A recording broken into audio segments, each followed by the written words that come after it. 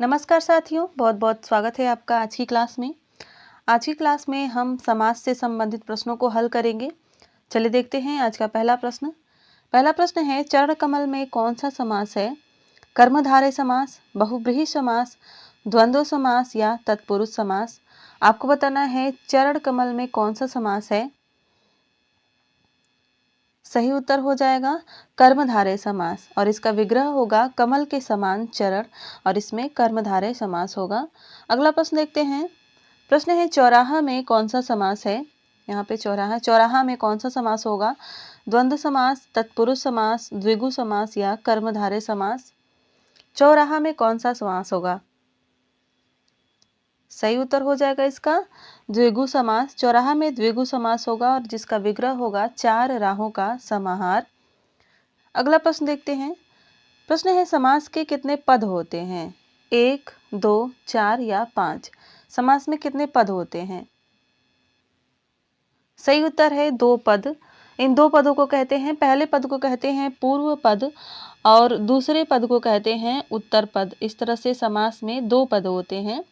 जैसे कि अगर हम कहें राजमाता तो उसमें से राज जो है वह पूर्व पद हो जाएगा और माता जो है उत्तर पद हो जाएगा। इस तरह से इसमें पूर्व पद और उत्तर पद 2 भाग होते हैं समास के।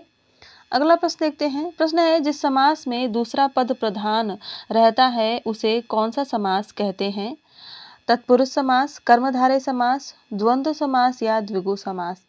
जिस समास में दूसरा पद प्रधान रहता है उसे कौन सा समास कहते हैं? सही उत्तर है इसका तत्पुरुष समास। उसे तत्पुरुष समास कहते हैं। बढ़ते हैं अगले प्रश्न की तरफ। प्रश्न है कि जिस समास में दोनों पद प्रधान रहते हों उसे कौन सा समास कहते हैं? तत्पुरुष समास, द्वंद्व समास, कर्मधारय समास और द्विगु समास। जिस समास में दोनों पद समान रूप से प्रधान हो तो उसे कौन सा समास कहते हैं? सही उत्तर हो जाएगा द्वंद्व समास। द्वंद्व समास कहते हैं। अगला प्रश्न देखते हैं। प्रश्न है, जिस समास में पहले या बाद का कोई भी पद प्रधान नहीं होता उसे कौन सा समास कहते हैं? बहुव्रीहि समास, द्विगु समास, कर्मधारय समास या तत्पुरुष समास। जिस समास में पहले या बाद का यानी कोई भी पद प्रधान नहीं होता है उसे कौन सा समास कहते हैं? उसे कहते हैं बहुव्रीहि समास, क्योंकि उसमें एक अन्य पद प्रधान होता है। अगला प्रश्न है कि जिस समास में अर्थ की दृष्टि से उत्तर पद प्रधान हो, पूर्व पद गौण हो, वह कौन सा समास होता है? तत्पुरुष समास, कर्मधारय समास, द्विगु समास या अव्ययी भाव समास। सही उत्तर है इसका तत्पुरुष समास। तत्पुरुष समास में जो है अर्थ की दृष्टि से उत्तर पद प्रधान होता है और पूर्व पद गौण होता है। अगला प्रश्न है कि जिन समस्त पदों में पहला पद संख्यावाची हो, पहला शब्द संख्यावाची हो और उससे समुदाय का बोध होता है तो वहाँ कौन सा समास होता है? अव्ययी भाव समास, द्विगु समास, कर्मधारय समास या द्वंद्व समास। आपको बताना है कौन सा समास होता है। तो सही उत्तर हो जाएगा इसका द्विगु समास। अगला प्रश्न देखते हैं। प्रश्न है कि जिसमें पहला शब्द विशेषण हो और दूसरा शब्द विशेष्य हो तो उसे कौन सा समास कहेंगे? कर्मधारय समास, द्वंद्व समास, द्विगु समास या अव्ययी भाव समास। जिसमें सबसे पहला पद विशेषण हो और दूसरा शब्द जो है विशेष्य हो तो उसे कौन सा समास कहते हैं? सही उत्तर है कर्मधारय समास। कर्मधारय समास में विशेषण विशेष्य का संबंध होता है या उपमेय उपमान का संबंध होता है तो वहां पर कर्मधारय समास होता है। अगला प्रश्न देखते हैं। अगला प्रश्न है, सप्तर्षि में कौन सा समास है? यहाँ पर सप्तर्षि रहेगा। सप्तर्षि में कौन सा समास है? कर्मधारय समास, द्विगु समास, द्वंद्व समास या अव्ययी भाव समास। सप्तर्षि में कौन सा समास होगा? सही उत्तर है इसका द्विगु समास। सप्तर्षि में द्विगु समास हो जाएगा। अगला प्रश्न है, यथारुचि में कौन सा समास है? तत्पुरुष समास, बहुव्रीहि समास, अव्ययी भाव समास या द्वंद्व समास। आपको बताना है यथारुचि में कौन सा समास है। सही उत्तर है इसका अव्ययी भाव समास। यथारुचि में अव्ययी भाव समास होगा और इसका विग्रह हो जाएगा रुचि के अनुसार। अगला प्रश्न देखते हैं। प्रश्न है, निम्नलिखित में से कौन सा तत्पुरुष समास नहीं है? राजकुमार, यज्ञवेदी, आजन्म और ग्रामवासी। आपको बताना है इसमें से कौन सा तत्पुरुष समास किस शब्द में नहीं है। और इसका सही उत्तर हो जाएगा आजन्म। आजन्म में तत्पुरुष समास नहीं है, अव्ययी भाव समास है। अगला प्रश्न है, निम्नलिखित में से कौन सा कर्मधारय समास है? यहाँ पर रहेगा है। कौन सा कर्मधारय समास है? अधमरा, भला बुरा, ऊंच नीच या दिया बाती। आपको बताना है इसमें से किसमें कर्मधारय समास है। सही उत्तर हो जाएगा अधमरा, इसमें कर्मधारय समास है। अगला प्रश्न देखते हैं। प्रश्न है, गुरुदेव शब्द में कौन सा समास है? कर्मधारय समास, द्वंद्व समास, अव्ययी भाव समास या बहुव्रीहि समास। कर्मधारय समास, द्वंद्व समास, अव्ययी भाव समास या बहुव्रीहि समास। गुरुदेव में कौन सा समास होगा? और इसका सही उत्तर है कर्मधारय समास। गुरुदेव में कर्मधारय समास होगा और विग्रह हो जाएगा इसका गुरु रूपी देव।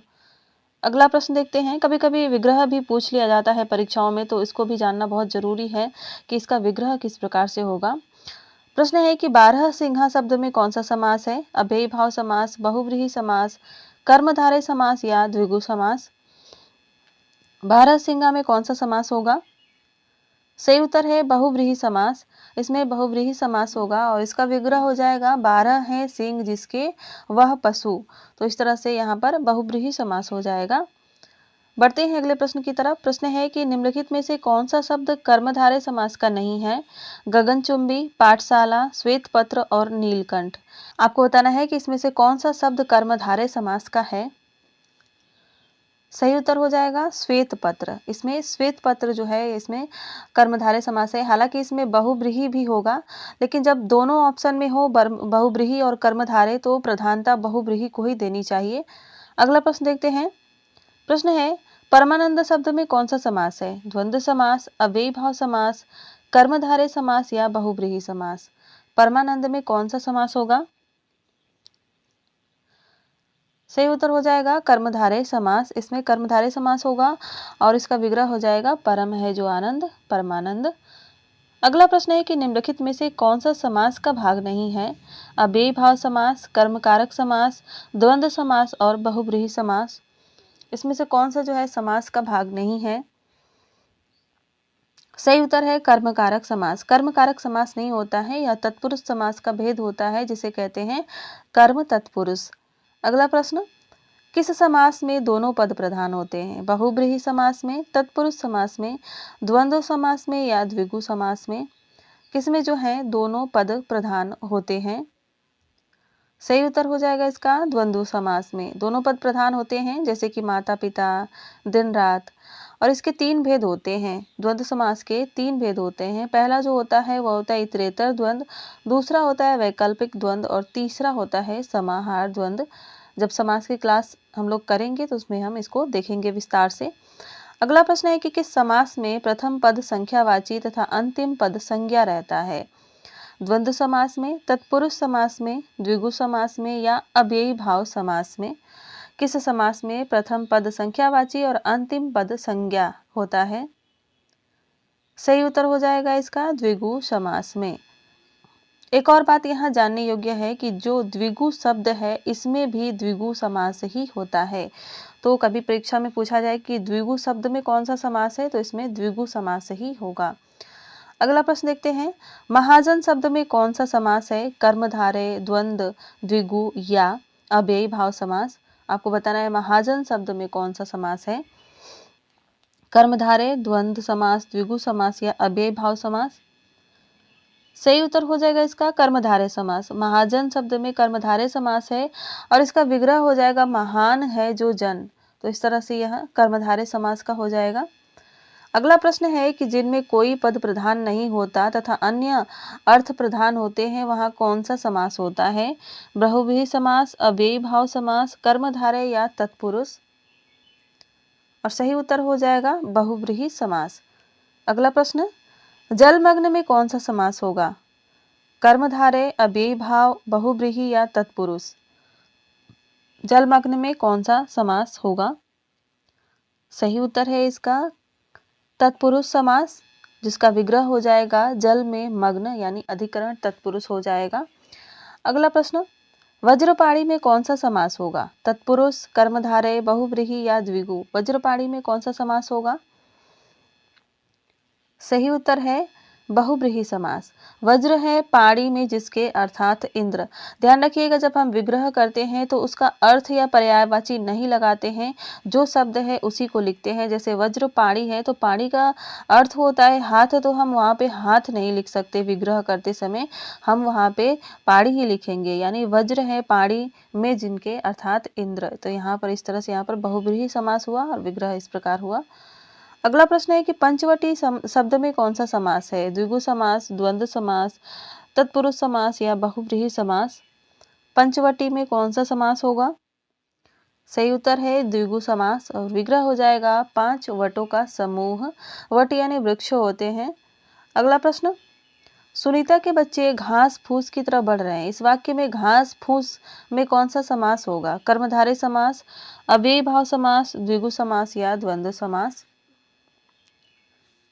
सही उत्तर है इसका द्वंद्व समास, इसमें द्वंद्व समास होगा।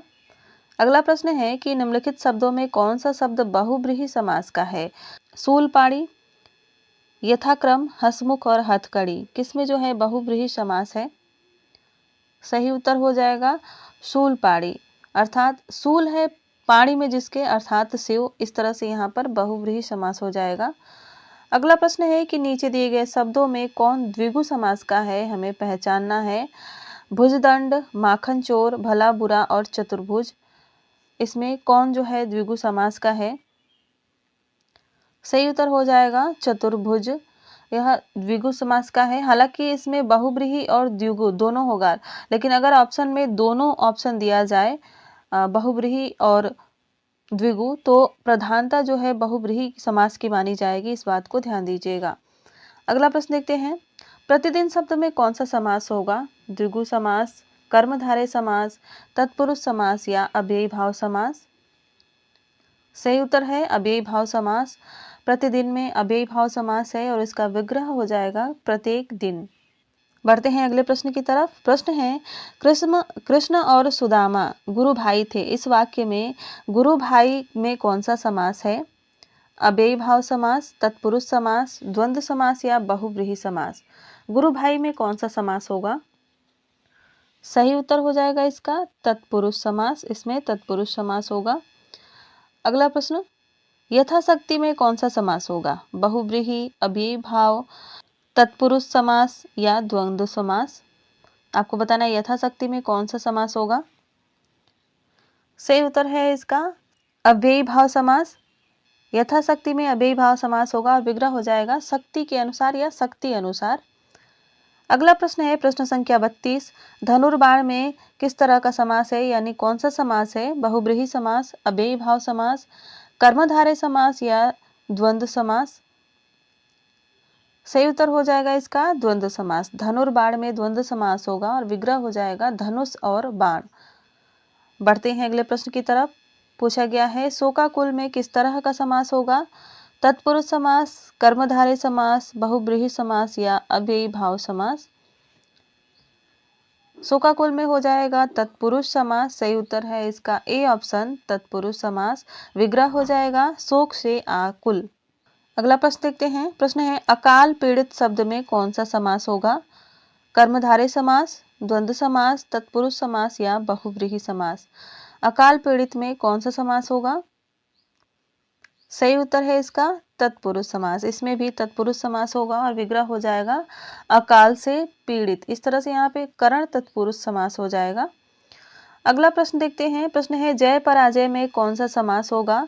द्वंद्व समास, कर्मधारय समास, द्विगु समास या तत्पुरुष समास? जय पराजय में कौन सा समास हो जाएगा? सही उत्तर हो जाएगा इसका द्वंद्व समास। इसमें द्वंद्व समास होगा। अगला प्रश्न है कि पर्णकुटी में कौन सा समास होगा? बहुत ही महत्वपूर्ण प्रश्न है यह। तत्पुरुष समास, द्वंद्व समास, कर्मधारय या बहुव्रीहि? पर्णकुटी में कौन सा समास होगा? सही उत्तर है इसका कर्मधारय समास। अगला प्रश्न देखते हैं। प्रश्न है, सिंह द्वार में कौन सा समास होगा? तत्पुरुष, अव्ययी भाव, कर्मधारय या बहुव्रीहि? आपको बताना है सिंह द्वार में कौन सा समास होगा और इसका भी सही उत्तर है कर्मधारय। इसमें भी कर्मधारय समास ही होगा।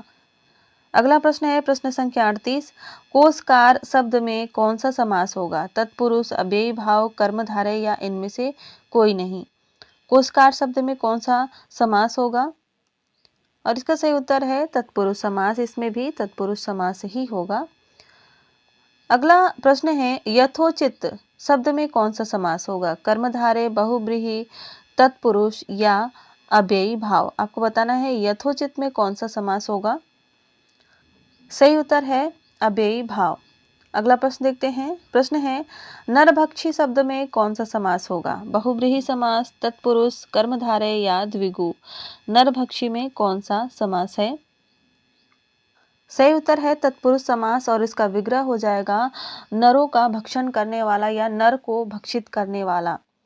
अगला प्रश्न है नीलोत्पलम शब्द में कौन सा समास होगा? कर्मधारय, बहुव्रीहि, अव्ययी भाव या तत्पुरुष। सही उत्तर है कर्मधारय, इसमें कर्मधारय समास है। अगला प्रश्न है धनंजय में कौन सा समास होगा? द्वंद्व समास, कर्मधारय समास, बहुव्रीहि समास या अव्ययी भाव समास। आपको बताना है धनंजय में कौन सा समास होगा और इसका सही उत्तर है सी ऑप्शन, बहुव्रीहि समास। धनंजय में बहुव्रीहि समास होता है। अगला प्रश्न देखते हैं। प्रश्न है मनमाना में कौन सा समास होगा? अव्ययी भाव, कर्मधारय, तत्पुरुष या बहुव्रीहि। मनमाना में कौन सा समास है? सही उत्तर है तत्पुरुष समास। विग्रह हो जाएगा मन से माना और इस प्रकार इसका जो भेद हो जाएगा वो हो जाएगा करण तत्पुरुष समास। अगला प्रश्न कतर व्योत में कौन सा समास होगा? ये बहुत बार परीक्षाओं में पूछा जाता है। ऑप्शन में है द्वंद्व समास, द्विगु समास, तत्पुरुष या बहुव्रीहि। कतर व्योत में कौन सा समास हो जाएगा? सही उत्तर है द्वंद्व समास। अगला प्रश्न हानि लाभ में कौन सा समास है? द्विगु समास, तत्पुरुष समास, अव्ययी भाव समास या इनमें से कोई नहीं। हानि लाभ में कौन सा समास है? सही उत्तर है इनमें से कोई नहीं, क्योंकि हानि लाभ में हो जाएगा द्वंद्व समास। अगला प्रश्न लंबोदर किस समास का उदाहरण है? बहुव्रीहि का, द्विगु का, अव्ययी भाव का या तत्पुरुष समास का। आपको बताना है लंबोदर में कौन सा समास होगा और सही उत्तर है इसका बहुव्रीहि समास। लंबा है उदर जिसका, यानी गणेश जी, तो इस तरह से यहाँ बहुव्रीहि समास हो जाएगा। तीसरा अर्थ इसकी प्रधानता है। अगला प्रश्न है तिरंगा शब्द में कौन सा समास होगा? द्वंद्व समास, अव्ययी भाव, द्विगु या कर्मधारय। तिरंगा में कौन सा समास है? सही उत्तर है द्विगु समास। इसका विग्रह हो जाएगा तीन रंगों का समाहार। हालांकि यह भारतीय ध्वज के लिए रूढ़ हो चुका है, लेकिन फिर भी यहाँ पर अभी तक बहुव्रीहि समास नहीं माना जाता है, तो तिरंगा में द्विगु समास ही होगा। अगला प्रश्न निम्नलिखित शब्दों में कौन सा द्वंद्व समास है? शोकाकुल, सर्वोत्तम, वीर पुरुष और पाप पुण्य। आपको बताना इसमें से कौन सा द्वंद्व समास का उदाहरण है। सही उत्तर है पाप पुण्य। अगला प्रश्न प्रश्न संख्या 48 है उपकुल शब्द में कौन सा समास होगा? द्वंद्व समास, द्विगु समास, अव्ययी भाव या तत्पुरुष। उपकुल में कौन सा समास होगा और इसका सही उत्तर है अव्ययी भाव समास। इसमें अव्ययी भाव समास होगा और इसका विग्रह हो जाएगा कुल के समीप। अगला प्रश्न देखते हैं। अगला और इस प्रैक्टिस सेट का अंतिम प्रश्न है निर्विवाद शब्द में कौन सा समास होगा? आपके कितने प्रश्न सही हुए हैं कमेंट में जरूर बताइए। निर्विवाद में कौन सा समास होगा? कर्मधारय, अव्ययी भाव, तत्पुरुष या बहुव्रीहि। और इसका सही उत्तर हो जाएगा अव्ययी भाव समास। निर्विवाद में अव्ययी भाव समास होगा। हालांकि नए तत्पुरुष समास भी हो सकता है, क्योंकि जहाँ पर भी निर उपसर्ग लगता है वहाँ पर नए तत्पुरुष समास होता है। इसका विग्रह होगा बिना विवाद के निर्विवाद। तो आज की क्लास में बस इतना ही। मिलते हैं अगली क्लास में, तब तक के लिए धन्यवाद। अपना ख्याल रखिए और अपनी तैयारी मन से कीजिए।